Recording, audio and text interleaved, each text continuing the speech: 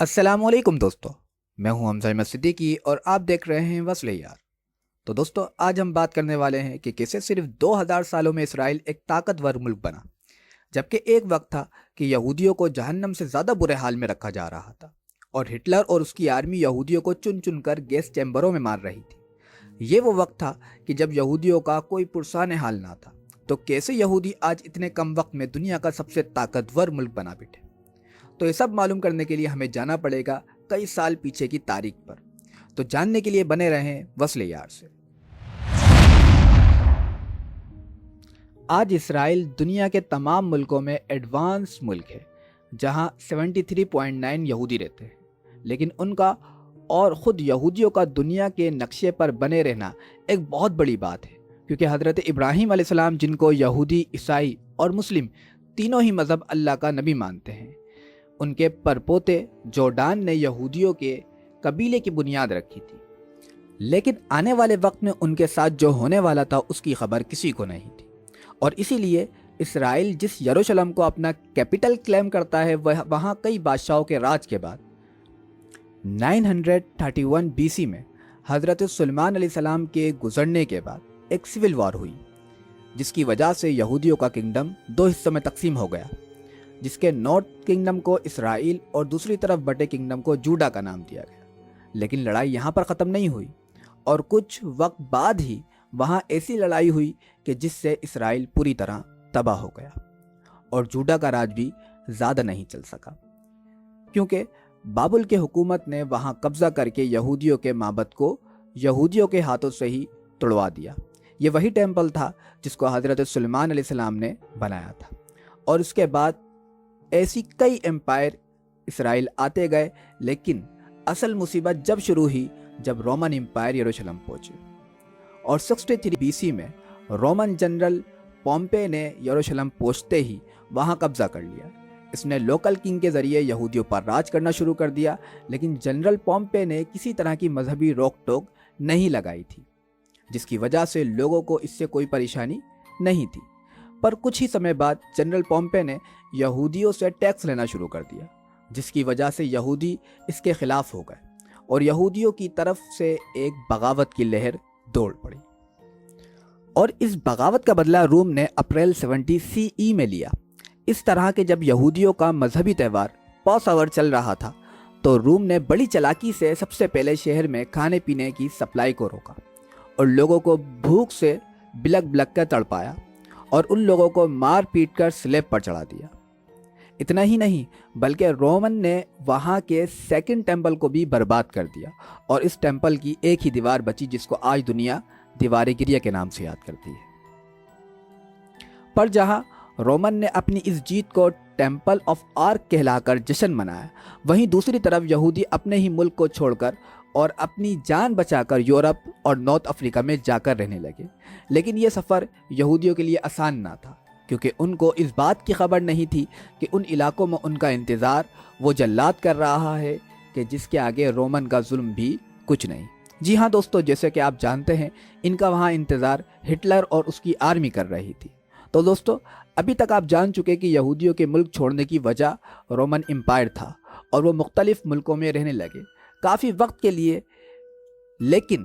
پھر آیا دور ہٹلر کا، تو یہودی اپنا ملک چھوڑ کر جرمنی پہنچے، اور ان 2000 سالوں میں یہودی اپنی زندگی خوشی سے گزار رہے تھے، اور ان میں بڑے بڑے لوگ سائنٹسٹ بن رہے تھے، جیسے آئنسٹائن بھی ایک یہودی ہی تھا۔ پر تبھی جرمنی میں ذات پات کو لے کر بھید بھاؤ بڑھ گیا، اور جرمنی میں رہنے والے دوسرے لوگوں کو یہودیوں کے خلاف کر دیا گیا، اور ان سب کے دوران ورلڈ وار 1 ہوا، اور لوگوں نے یہودیوں کو اس جنگ کا قصوروار قرار دیا، اور پھر یہیں سے شروع ہوا یہودیوں پر نہ رکنے والا ظلم، جسے 1933 میں ہٹلر نے پاور میں آتے ہی 10 گنا بڑھا دیا، اور 1946 کی ورلڈ وار 2 کو ہارنے کے بعد ہٹلر پر یہودیوں کو ختم کرنے کا پاگل پن سوار ہو گیا، اور ہٹلر نے دونوں جنگ ہارنے کی وجہ یہودیوں کو قرار دیا، اور اس کے نتیجے میں یہودیوں کے خلاف ایک دھرنا شروع ہو گیا، اور اس وجہ سے وہاں کے مقامی لوگ یہودیوں کا قتل عام کر رہے تھے، اور جو جس کے ہاتھ آتا وہ اس پر ہاتھ صاف کر دیتا، جس کے نتیجے میں کئی بچے، بوڑھے اور عورتیں ہلاک ہوئیں، اور ایک لاشوں کا انبار لگ گیا، اور جو مرد لڑنے کی قوت رکھتے تھے ان کو ہٹلر نے ٹرین میں لے جا کر گیس چیمبر سے مار ڈالا، اور اس سب کے چلتے 1000 نہیں بلکہ 60 لاکھ یہودی موت کے گھاٹ اتار دیے گئے۔ جہاں جرمنی میں یہ قتل عام ہو رہا تھا،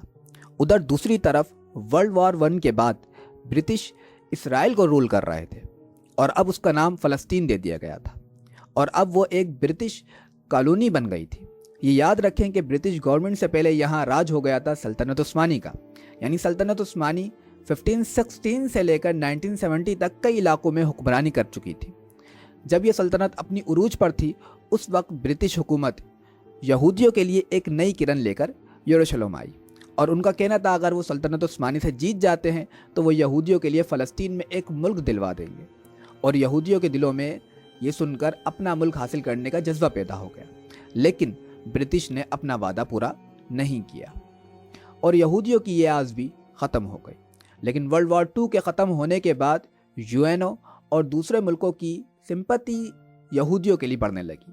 اور اسی بنیاد پر UN نے فلسطین کے 2 حصے کیے، اور ایک حصہ یہودیوں کو ملا اور دوسرا عرب کو، اور یروشلم ایک انٹرنیشنل شہر قرار پایا جہاں دیوار گریہ موجود ہے۔ لیکن سوال یہ پیدا ہوتا ہے کہ اس ملک کا نام اسرائیل ہی کیوں رکھا گیا؟ تو پہلے بتا دیا گیا تھا کہ اس کی ایک ریاست کا نام اسرائیل اور دوسری کا جوڈا تھا، اور اسی لیے سب کو پہلے یہ لگ رہا تھا کہ اس ملک کا نام جوڈا رکھا جائے گا۔ لیکن مئی 14 1948 کو ڈیوڈ بین گورین نے اس آزاد ملک کو اسٹیٹ آف اسرائیل کہہ کر پکارا، اور یہ نام ان کے والد حضرت یعقوب علیہ السلام کی نسبت سے ان لوگوں کو ملا۔ حضرت یعقوب علیہ السلام کا لقب اسرائیل ہے، جس کو خود قرآن نے یہودیوں کو بنی اسرائیل کہہ کر مخاطب کیا ہے۔ تو دوستو، اسرائیل ایک آزاد شہر تو بن گیا تھا، لیکن ابھی کہانی یہاں ختم نہیں ہوئی تھی، کیونکہ 1948 میں اسرائیل ایک ملک تو بن گیا تھا، لیکن وہاں رہ رہے فلسطینی عرب جو یہودیوں کی طرح اپنی جان بچا کر بھاگنے کے بجائے وہیں رہتے رہے، وہ اس یہودیوں کے اس ملک سے کافی خفا تھے۔ ان کا کہنا تھا کہ اگر یہودیوں کا کوئی ملک بنانا ہے تو یورپ کے ملکوں میں بناؤ، کیونکہ ہم نے کبھی ان یہودیوں پر ظلم نہیں کیا، تو ہم اپنی زمینیں انہیں کیوں دیں؟ اگر آپ میپ کو دیکھیں تو معلوم ہوگا کہ اسرائیل عرب ملکوں سے گھرا ہوا ہے، اور اسرائیل اکیلا ہی ان تمام کے درمیان یہودی ملک ہے۔ اسی لیے وہ نہیں چاہتے تھے کہ ان کے بیچوں بیچ ایک یہودی کمیونٹی رہے، اور اسی وجہ سے دوسرے عرب ملکوں نے اسرائیل سے کئی لڑائیاں لڑیں، جیسے عرب اسرائیل وار آف اٹریشن، اسی طرح کئی لڑائیاں یہاں پر ہوئیں، لیکن ان سب کا اسرائیل نے ڈٹ کر مقابلہ کیا۔ بہرحال عرب ممالک کی کئی کوششوں کے باوجود اسرائیل کو کوئی نقشے سے نہ مٹا سکا، اور اسرائیل اپنے جہد و جہد سے ایک ایسا ملک بنا بیٹھا جس پر پوری دنیا کی نظر ہے۔ تو دوستو، آج کی ویڈیو کو ہم یہاں تک ہی رکھتے ہیں، ملتے ہیں اگلی ویڈیو میں۔ کمنٹ سیکشن میں ہمیں ضرور بتائیں کہ ویڈیو آپ کو کیسے لگی، اور ویڈیو اگر پسند آئی ہو تو لائک اور شیئر کرنا نہ بھولیں۔ اپنے میزبان کو اجازت دیں۔ السلام علیکم ورحمۃ اللہ۔